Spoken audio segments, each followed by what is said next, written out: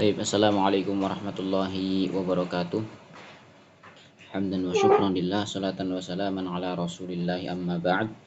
Insyaallah pada pertemuan kali ini kita sama-sama belajar ya, mengambil faedah dari nazam An-Nazmul Asghar fil Fiqhi karya Syekh Amir Bahjat. Kita langsung masuk ke yang akan kita pelajari, yaitu itu yang 3 bait ya, yang di dalam dua baris merah itu. Babut taharati an-niyatu izalatul mani'. Nah, itu 3 bait. Kita langsung saja, bismillahirrahmanirrahim. Qala al-muallifu hafizahullah ta'ala, babut taharati wa faslun fil wudu fihi syurutu thumma ma yuftaradu an-niyatul aqlu ma'al islami ma'un tahurun min siwal harami. Pembahasan yang pertama dalam nazam fiqih, nazam kecil dalam permasalahan fikih ini, yaitu adalah bab at-taharah. Ya, pembahasan terkait bersuci. Ya, karena bersuci adalah ya muqaddimah seorang untuk menjalankan ibadah-ibadah yang lain, seperti misalnya sholat, ibadah sholat. Maka itu nanti muqaddimahnya apa? Muqaddimahnya harus bersuci ya, misalnya seperti wudhu dan seterusnya. Nah, kemudian kita langsung masuk ke bab taharah, yaitu bab at-taharah, yaitu bersuci. Wa faslun fil wudhu, dan di bab taharah ini ada pasal, yaitu pasal pembahasan terkait wudu gitu ya. Nah, ini di sini wudu ya, seharusnya wudu gitu ya. Ya karena biasa kalau misalnya bait-bait nazam seperti ini, biasanya memang ada beberapa kalimat atau beberapa huruf yang dibuang, kadang seperti itu, untuk mempermudahkan ketika dibaca gitu. Walaupun ada pembahasan terperincinya nanti di apa namanya, ilmu yang lainnya gitu ya. Faslun fil wudu, dan fasal terkait wudu ya. Nah, kemudian fihi syurutu tsumma ma yuftaradu. Ya, di dalam wudu itu ya ada syarat-syaratnya. Ya, syarat-syarat wudu, ada syarat-syarat wudu. Kemudian tsumma ma yuftaradu, dan juga ada fardu-fardu wudu atau rukun-rukun wudu begitu ya. Tapi kita akan membahas pertama, yaitu tentang syarat-syarat wudu. Ya, ini syarat yang pertama apa? Langsung dijelaskan di situ. Itu di situ ada nomornya begitu ya. 1 2 3 4 5 6 7, ya ada 7 syarat, yaitu kalau misalnya kita lihat tuh di nazamnya itu sudah ada tulisan kecil-kecil tuh bahasa Arab. Ya, Arab 1 2 3 dan seterusnya. Nah, yang pertama adalah syarat yang pertama itu an-niyah. An-niyatu. Kemudian yang kedua al-aqlu ma'al islami. Ya, akal kemudian Islam. Nah, niyah adalah apa sih? Niyah itu ya sebagaimana kita tahu lah ya, al-azmu wal qasdu lisyai', yaitu bertekad dan juga bertujuan untuk melaksanakan sesuatu. Itu namanya niat. Ya, kalau misalnya pembahasan lebih dalamnya mungkin ada di kitab-kitab lain gitu ya. Maka kita langsung saja ikhtisaron ya, karena ini bab kitabnya juga atau nazamnya atau apa namanya ringkas gitu ya. Jadi nggak perlu diperpanjang lagi. Niat, pertama niat ya. Syarat yang pertama itu harus niat. Jadi kalau misalnya nggak niat, misalnya dia bangun tidur, antum bangun tidur misalnya, cuci muka langsung, nggak ada niatan untuk wudhu. Nah, cuci muka, kemudian selesai cuci muka, azan. Nah, antum azan subuh misalnya. Nah, kemudian antum, oh iya, tadi kan saya udah cuci muka, berarti sekarang saya tinggal cuci tangan. Karena tadi saya udah cuci muka, berarti saya sekarang tinggal cuci tangan. Enggak. Yang cuci muka tadi karena nggak ada niat untuk wudhu, maka harus diulang. Ya, tidak dianggap itu ya, tidak dianggap masuk ke apa namanya rukun-rukun wudhu, tidak, karena tadi nggak niat. Maka apa baginya? Baginya harus ulang lagi, cuci muka lagi gitu ya.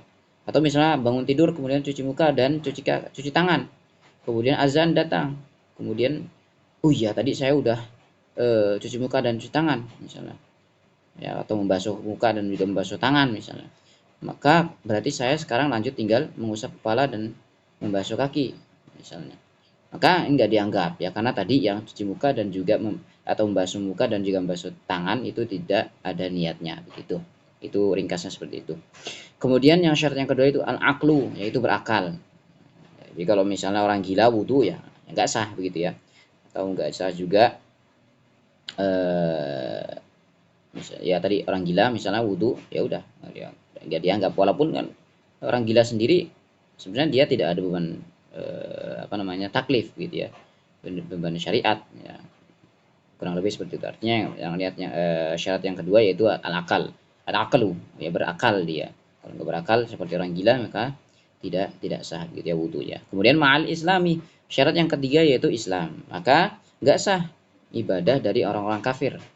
Ibadah yang orang kafir, kalau misalnya orang kafir dia wudu, ya tidak sah gitu ya. Karena syarat sahnya wudu itu harus beragama Islam. Kemudian syarat yang keempat adalah ma'un tohurun, yaitu apa? Air tohur. Ya, ini pembahasannya ada panjang ya, walaupun dan misalnya ada air suci dan juga mensucikan, ada air suci tidak mensucikan, ada air najis. Tiga terbagi menjadi tiga macam air gitu ya. Walaupun di sini nanti ada khilafnya antara ulama, apakah benar air itu terbagi menjadi tiga atau air itu terbagi menjadi dua. Cuman yang di sini adalah kita bahas adalah yang keempat sesuai dengan nazamnya itu ma'un tohurun. Syarat yang keempat itulah airnya air yang suci dan mensucikan. Ya seperti apa? Ya misalnya air sumur, ya, air hujan gitu ya. Nah, itu dikatakan ma'un tohurun atau air yang suci dan juga mensucikan. Namanya tohur. Kalau misalnya suci tapi tidak mensucikan namanya tohir gitu kan. Dia suci tapi tidak mensucikan. Dia boleh diminum misalnya suci. Seperti misalnya apa? Misalnya air kopi misalnya. Misalnya kopi lah kita katakan kopi. Nah, kopi itu suci, ya, tapi dia tidak bisa mensucikan atau dia tidak bisa untuk wudhu.